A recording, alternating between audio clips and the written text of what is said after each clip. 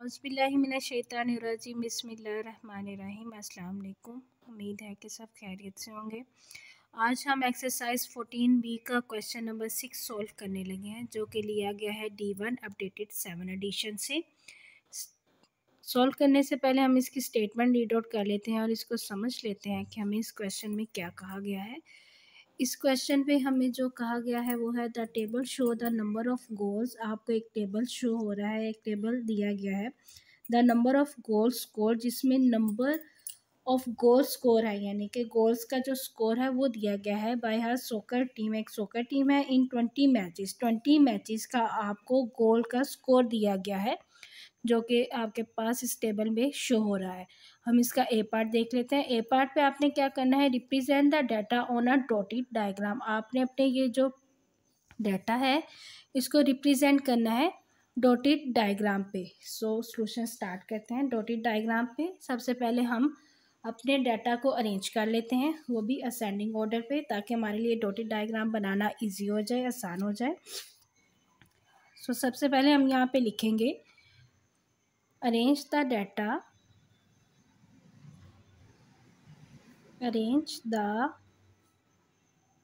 data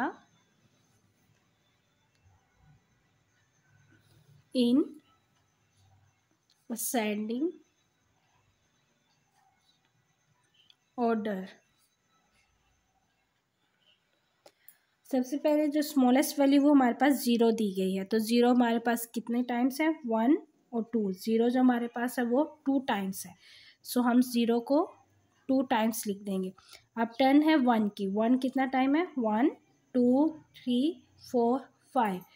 जो 1 है वो हमारे पास 5 टाइम्स है, sorry 4 time, 1 2 3 4 5, no it's 5 time. So हम यहाँ पे 5 टाइम लिखेंगे, 1 2 3 4 5। देन उसके बाद मैं इसे कट आउट कर दूँगी ताकि हमारे लिए इजी हो जाए, बट आपने ये कट नहीं करना। देन हम स्टार्ट 2 देखेंगे, 2 कितनी टाइम्स है, 1 2 3 4 5 6। जो 2 है वो हमारे पास 6 टाइम्स है, 1 2 3 4 5 6। 2 को भी कट आउट कर देते हैं। देन अब 10 है 3 की, 3 1 2 3 4। 3 जो है वो हमारे पास 4 टाइम्स है, 1 2 सॉरी यहाँ पे हमने 3 लिखना था फर्स्ट, 1 2 3 और 4। देन अब जो हमारे पास 4 है, 1 2 3। जो 4 है वो हमारे पास 3 टाइम्स है। सो हमने अपने डाटा को अरेंज कर लिया। हमारे पास 20 मैचेस हैं, हम काउंट कर लेते हैं। ये हमारे पास 20 नंबर्स है, 1 2 3 4 5 6 7 8 9 10 11 12 13 14 15 16 17 18 19 20। यस, ये हमारे पास 20 मैचेस के स्कोर आ गए, जो हमने असेंडिंग ऑर्डर में चेंज कर लिए। अब हम डॉटेड फॉर्म बनाएंगे, डॉटेड डायग्राम। डॉटेड डायग्राम के लिए आप लोग एक लाइन ड्रा कर लें। लाइन ड्रा करने के बाद जो हमारा डाटा है वो 0 से स्टार्ट हो रहा है, सो हम यहाँ पे 0 लिख देंगे। इसी तरह 1, ये जो 0 से 4 तक है, सो हम लोग यहाँ पे 1 2 एज इट इज 3 और लास्ट वन इज 4। अब जो 0 है वो कितने टाइम्स दिया गया है, 2 टाइम्स। सो आप यहाँ पे 2 डॉट्स लगा दें, इस तरह थोड़े से प्रोमिनेंट करके। एज इट इज़ 1 जो है हमारे पास 5 टाइम्स है, आप यहाँ पे 5 डॉट्स लगा दें, 1 2 3 4 5। देन 2 हमारे पास यहाँ पे 6 टाइम्स है, आप यहाँ पे 6 डॉट्स लगाएंगे, 1 2 3 4 5 एंड 6। एज इट इज़ हमारे पास जो 3 है वो हमारे पास 4 टाइम्स है, सो हम यहाँ पे 4 डॉट्स लगाएंगे, 1 2 3 4। आप ये डायग्राम थोड़ी नीचे करके बना लीजिएगा ताकि आपकी ये डॉट्स डाटा के साथ, ये जो वैल्यूज़ हैं इनके साथ मैच ना हो। एज इट इज़ 4 जो है हमारे पास 3 टाइम्स है, 1 2 3।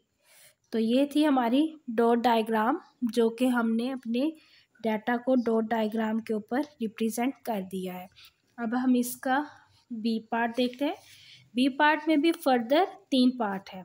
बी पार्ट में जो उन्होंने कहा है द मीन, हमें जो डाटा दिया गया है ऊपर जो आपके मुताबिक दिया गया है, हमने इसका मीन फाइंड आउट करना है।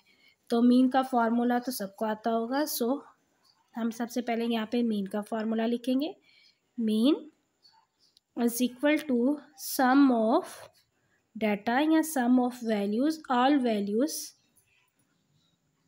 Divided by number of values या डाटा। अब हमारे पास ये जो नंबर्स, ये जो वैल्यूज़ दी गई हैं, या फिर आप ये वाली वैल्यूज़ ले लें या आप ये वाली वैल्यूज़ लें, सेम है। जो ये वैल्यूज़ दी गई हैं हम इसको सम करेंगे, प्लस करेंगे। सम करने से पहले हम यहाँ पे वैल्यूज़ लिख लेते हैं। मैं असेंडिंग ऑर्डर वाली लूँगी, जो मैंने पहले से अरेंज करके रखी हैं, ताकि हमारे लिए सम करना ईजी हो जाए, प्लस करना। हमारे पास 0 2 टाइम्स है, 1 2। जो 1 है वो हमारे पास 5 टाइम, 1 2 सॉरी प्लस आएगा इनके मिड में, 1 2 3 4 5। देन एज इट इज़ जो हमारे पास 2 है वो 6 टाइम है, 1 2 3 4 5 6। इसी तरह 3 जो है हमारे पास वो 4 टाइम्स है, 1 2 3 4। और लास्ट 4 जो है हमारे पास 3 टाइम्स है, 1 2 3। अब हम काउंट कर लेते हैं, हमने सारी वैल्यूज़ लिख ली हैं। 1 2 3 4 5 6 7 8 9 10 11 12 13 14 15 16 17 18 19 20। यस, ऑल वैल्यूज़ लिख ली, आपने भी काउंट डाउन कर लेनी है। अब डिवाइडेड बाय क्या आएगा, नंबर ऑफ़ वैल्यूज़। ये टोटल कितनी वैल्यूज़ हैं, 20। अब हम ऊपर वाली वैल्यूज़ को सबको ऐड करेंगे, प्लस करेंगे, और जो प्लस करके हमारे पास वैल्यू आएगी वो है 41। 41 डिवाइडेड बाय 20, 41 डिवाइडेड बाय 20 करेंगे, कैलकुलेटर की मदद से कर लें। डिवाइड करने के बाद 2.05 आ जाएगा। ठीक है, ये हमारा बी पार्ट का आई का आंसर है, सॉल्यूशन है। अब हम इसका सेकंड देख लेते हैं, जो हमें कहा गया है। सेकंड पे हमने इसका मीडियन फाइंड आउट करना है। मीडियन फाइंड आउट करने के लिए हम लोग अपना यही अरेंज वाला डाटा ले लेंगे। सो अरेंजिंग डाटा आप ये दोबारा लिखेंगे ताकि हमारे लिए मुश्किल ना हो जाए। मीडियन फाइंड आउट करने का तरीका वही है। सो यहाँ पे मैं अगेन वही लिखूँगी, arrange the data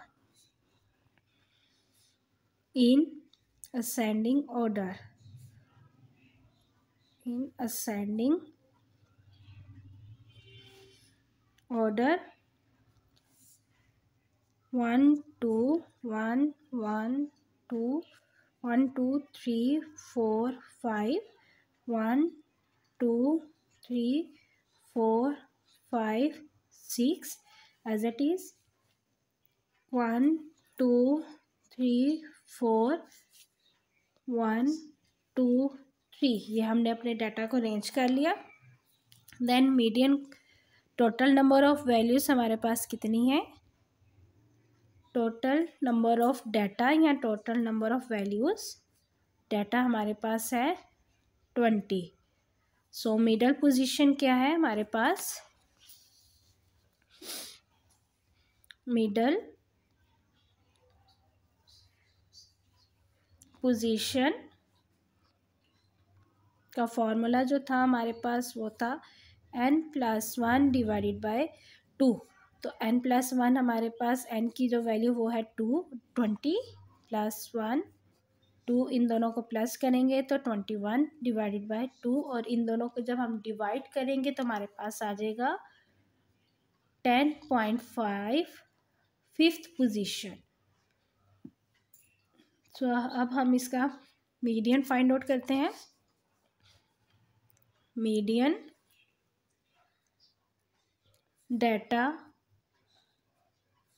in the 10.5 किसके मिड में आता है? 10th एंड 11th पोजीशन के मिड में।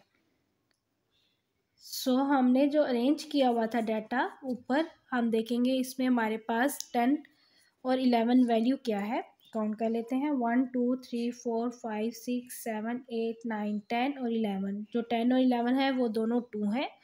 2 + 2 डिवाइडेड बाय अगेन 2। 2 और 2 को प्लस करेंगे 4 डिवाइडेड बाय 2, और इन दोनों को जब हम कटिंग करेंगे तो हमारा आंसर भी 2 आ जाएगा। ठीक है, इसी तरह जो सेकंड पार्ट है, बी का जो सेकंड पार्ट है उसका आंसर भी 2 आ गया, जो हमने मीडियन फाइंड आउट करना था। अब हम इसका मोड फाइंड आउट कर लेते हैं। मोड फाइंड आउट करने के लिए सेम वही pattern, arrange the data in ascending order. आपने अरेंज द डाटा वैसे यहाँ पे मत लिखें क्योंकि ज़रूरत नहीं है, क्योंकि हमने ऊपर पहले अरेंज कर लिया हुआ है। यहाँ पे जो हमने अरेंज किया था वो ए पार्ट पे किया था, इसी तरह हमने बी पार्ट पे यहाँ पे पहले ही अरेंज कर लिया हुआ है, लेकिन हम फिर भी यहाँ पे लिख लेंगे ताकि हमारे लिए आसानी हो जाए। सो लिख लें, arrange the data same in ascending order. Arrange the data in ascending order,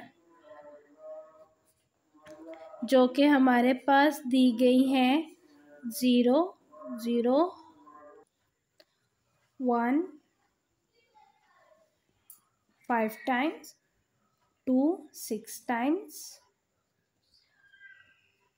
3